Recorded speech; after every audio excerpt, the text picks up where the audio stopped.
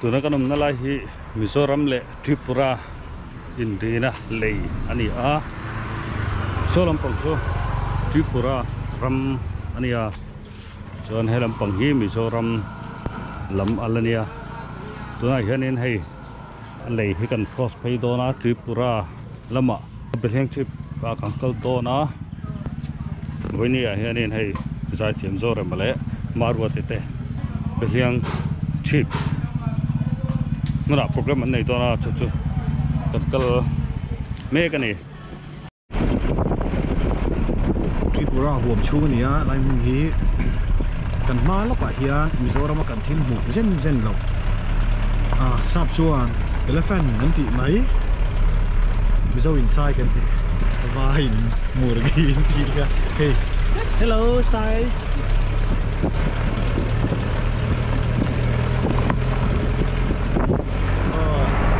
tuna sai kan hu zo chia ta kha ma la tu te tranga sai tang kan nei le huna kanon la leang au sop them anu po sai ni anu po sai ania apa po sai bok kan ni le an bingai nang kan chung ko ani ko sualan om lo tuna kanom na hi Behliangchhip Tripura ram chung ani a ti chonin hei room thatak mai milo siam saka thlenin nuam tak mai in pe a chon hei Behliangchhip veng then khat ania tuna hian tla darli le mi somli pakwa ani a kan han ti faya kan bol faya chayo hun nai to a ni ta tur pomoi khop mai helam tlang dun chu ku wa an nei tha thei khop mai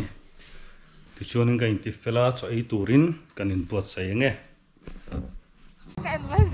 zanin kan program tu chuana kan nei lokanga hunser upa HC Robert chairman Behliangchhip Baptist Kaushan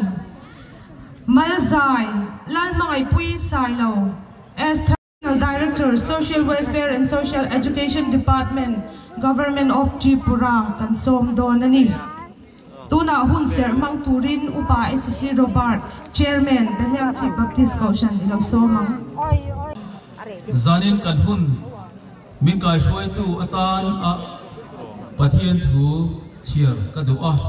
chu chiaranga trong trai na te hun ka panganga chuan ka hun chu ka mang zo don ania tu oma henga sum kan mu chhuate hi Calvary Healing Center tan ania mi puite soi moina thuk restaurant no dor ve theu turin kan in som ani tin naktuk ni som pasari December sang ni le somni pakhat hian food fest buat sai ani dona hemiatan hian gold card le silver card buat sai ania chungte chu lei thein ala oma Calvary Healing Center chanpuina angaya lei cheu turin kanin nge na alei du te tan choi moin thuk restaurant a lei thein a omani ole zai moi kan ngai thak chun zomanga zaya kan som tur hi zofa de zinga chuan in mercia tile chuan angain karing lova tulaya gospel artist lar maile Zaithiam mai life a zai kan ngai thak chak zaina hian life in azai kan ngai tha thei dona kan nga hel Maruati zai tuin kan some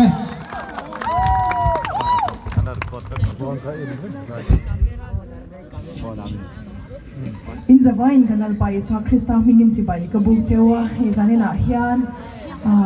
kan lom ani kan chian don hian min lo som ve wangin ke ni te lul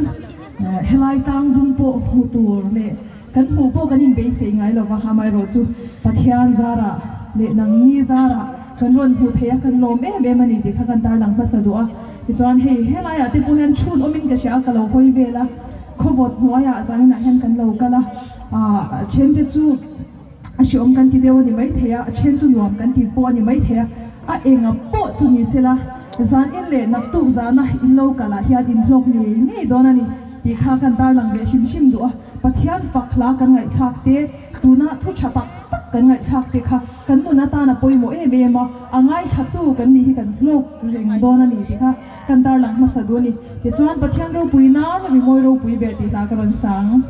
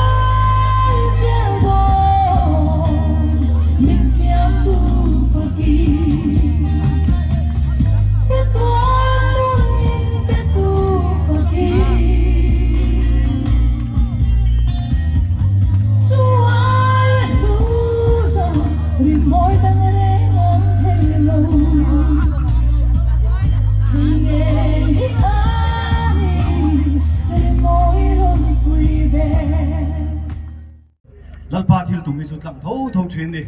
zanina hian lalpa fakna hi kal renga lalpan athil tum chu atitlanga ti ha karinga hei helai mun a hian in tong try na ne karong kala chu wa chon helai mun thleng thleng lalpa hian in ti tur nei lo hi meron tir don lo ti ka sia zanina kan fakla sak mangte kan hun man zong te hi sinein ra achu kha ka pe sia lalpa chu helai kan ron kal a lo thin na le a lo thin lo na te na tur po ni in ka sia lalpa zok in na tholo chon mi sing the tok chu mai la si lo thina lalpa zok chu kan thin lunga som chu in a fakla ngai tha turi mi puite kan som sa cheu ni lalpa mai na salutu faklai kan puang do ni pathian ro puinan min mai lo i thei lo ti kan sang e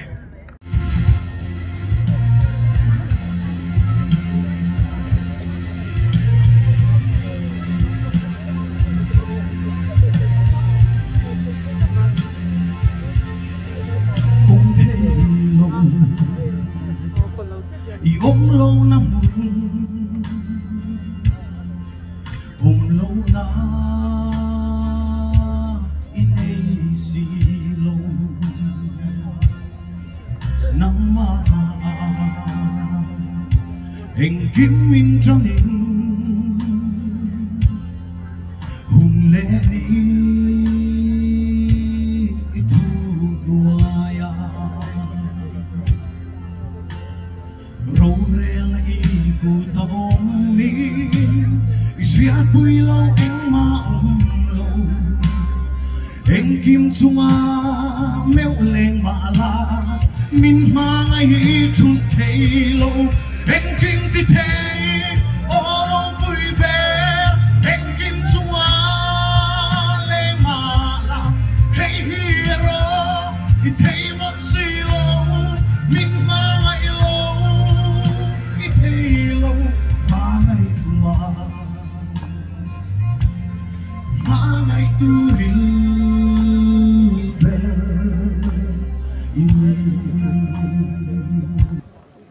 zanina kan hoste in he program poimo tak mai choi boina thu buat sai tu tele in he ka tho pui robata in kan Zaithiam te in helai zam pui tlang tu kan u le nau te Mizoram State AIDS Control Society Project Director le staff mingin zawa in chibai ka buk cheu ni e zanin hun poimo tak maya chan vo kan ron nei ve hi kan lom le a hetiang hun puya hun nuam tak maya minon ria hi van nei kan in tia a kong te chu thuin laviau ma se som nei kan nar khal lawa kan thiam kan fin na te eng ma ni lo ma se zulan shim a thai ti in te karon chuk thawang wanga kan voi khat ron kal na ve ve nia i puro ba da ne ma se mak deuh mai chu helai tlang dung hi voi tam tak ron kal to ang mai hian kan ron tlang ne le em a anuam po kan tia chu bang chuan kan tlang ne le em a voina kan ho tu te kan hruai tu ten kan hruai tu ten helai chan chin min an hrin phei tu nuam kan tia chiat thata in lo in troi om that zia a khokar kong thui viau ma se veng pakhat ang mai in lo in troi om thin hu te ka han ngai tha a en ton tla le in ni ti kan sia homework thatak mai kan hon do ni in kan sia chuan kan tu to mai tuna kanom nala hi Behliangchhip kho luna ani a Solomon tang sonin main dot akala ti chuanin akhon huaya hianin atlan tlanga ti chuan helama hian Behliangchhip kwa kan lu don ani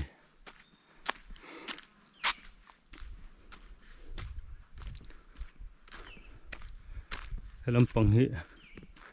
asot kat ani mela maro chu main road tatang hianin han kal kualila han fangve chin trim te ang tian inalo trana dingle veya chaklama hei helama ta pohen in oma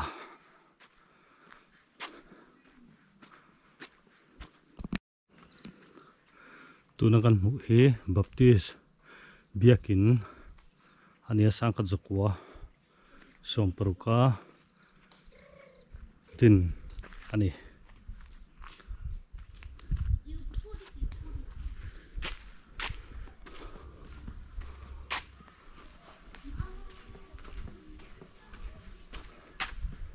kawai khat kalna ani ve boka soitur eme mawang khop mayama ra chu ti hian kan fanga kan hmuwa kan hre chop zel aning chu hei hi Government of Tripura Zampui Higher Secondary School Behliangchhip Zampui Hill Kanchanpur North Tripura ain tiani sang khazko samli pruk adin to khane hei kum sang hi som ni pakhat kum som sari panga andin na ni toni don helai hianin Behliangchhip centenary kumja antin lomna lungphun alo oma sang khat zukwa sompali tu sang ni sompali December ni sompanga ani som patang som pasari khana lomna honan mangani sang ni sompali a hanin centenary anlo lom to ani hei hi December ni somparuk sang ni sompali a phunani tuna kan mu hi oime in ani a chon hela hianin Tripura group oime silver jubilee sangas ko somriat pakwa tang sang hi sompali a khanin silver jubilee anlo lom to lungphun lungan lo phuna tichon hei Young Mizo Association Behliangchhip branch Zampui North Tripura ante heta hianin lungphun omle a silver jubilee June ni sangkhat zoko somret panga tanga June ni sang hi som Tripura a oime branch masaber Behliangchhip branch oime chuan kumsom ni panga atlingta phuntu Behliangchhip branch oime phunni June ni sang hi som lungan lo phunani helaya hianin bung lian pui mai a oma abula hianin thanlung panhi a oma amaro chu hei hi a thiar thei to lova amun hi azalo nangin anuam về phía này hay thăng lốc khi công pui main road khan ni a chuan he lama hianin huan ku vakung helam pangtlang tung chu ku vakung an nei thak thei khop mai ku wa atam khop mai hei hi Behliangchhip veng chen khap ani a helam pang hi a khot top lampang veng ani hei hi tuna kanam nala hi zampui manga section ani kan pasal thate ming khanin veng hi an thena zampui manga section te tai te sena section katiang khanin an then ani Behliangchhip a hian in zani borvel ni in anin chala chuanin hello hian peng ve thung am zo khua hi khonga khoruk vel zampui tlang tung vela hian a ni in ka sia a helam veng chen khati kan pang pual vel enga eya khua hi atlang ram ve khop maya helai phei hi chuanin ki helam ledliam ate khianin an la oma chu wangin hei a kholan theina zau de ulaka hanlan theina kan zonga mu har khop mai tuna kan mu me ki Government of Tripura Zampui Higher Secondary School Behliangchhip Zampui North Tripura ani a tuna kanam nala hi Behliangchhip than mual tuna han mek ani akua hi hei thingkung kuvakung te le thingkung atam bok sia lakim har khop mai te han fan kual ani mai lo hin chuanin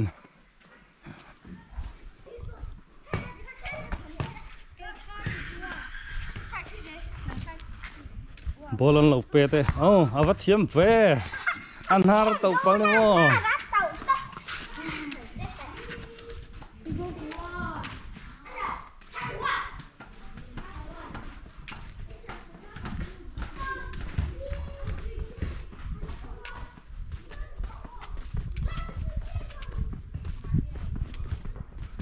tuna kan kalna lai hi taite sena section ani hello hianin welcome PL thanga section telo in tarani englai borvel hi PL thanga section ani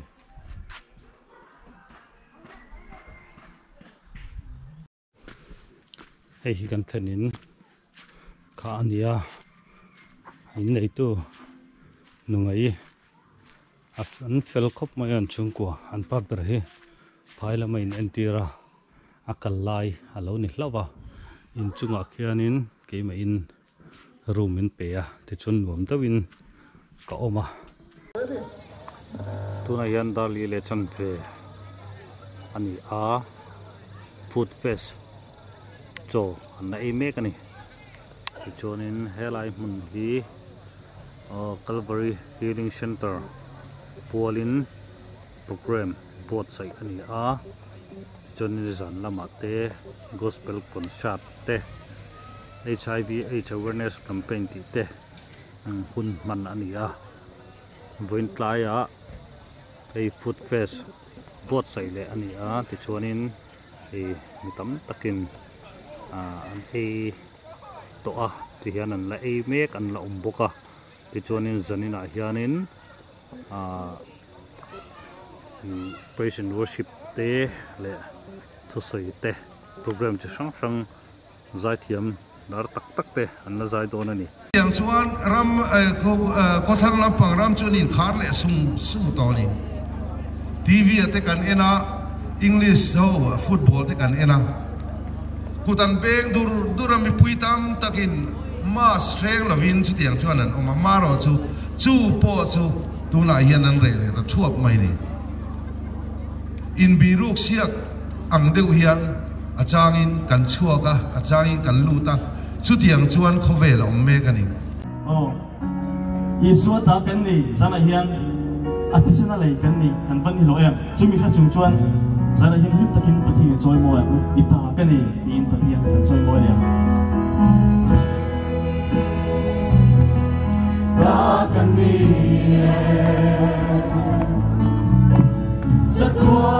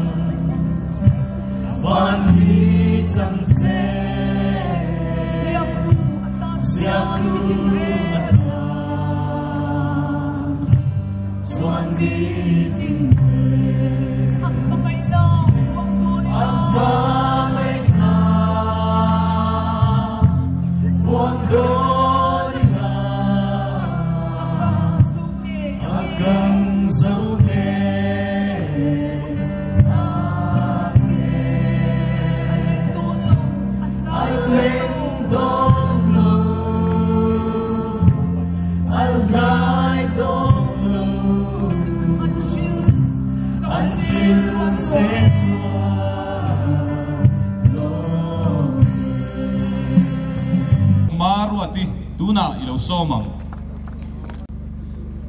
Thian ro puinan ka thin lunga ni bilangan sami.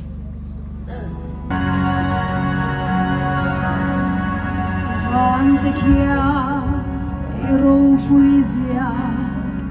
anti Beilung le tui fineria di ta ani Bel fin yan yan chi ma se karin atu ai ni ve chin ai lo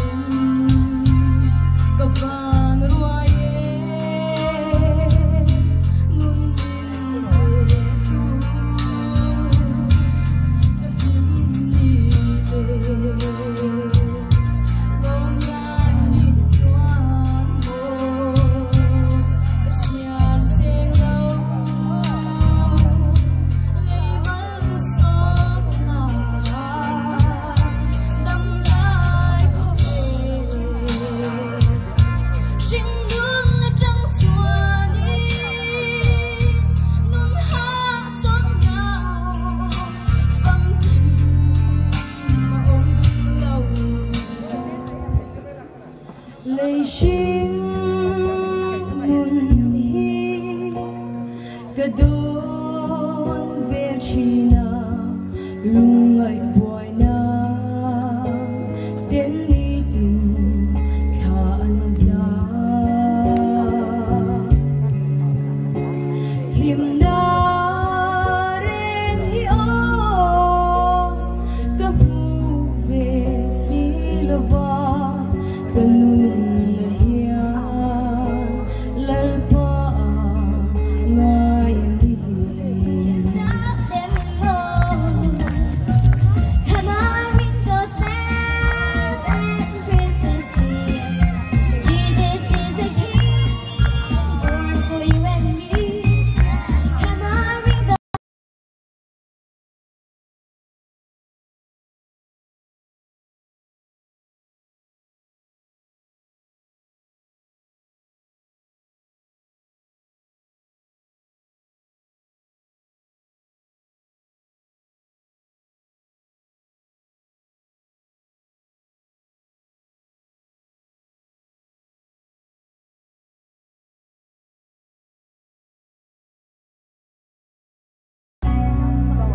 I không ai cross con zo in I rong bon lam tua ka chui kong nom le ha dam chang te po om chi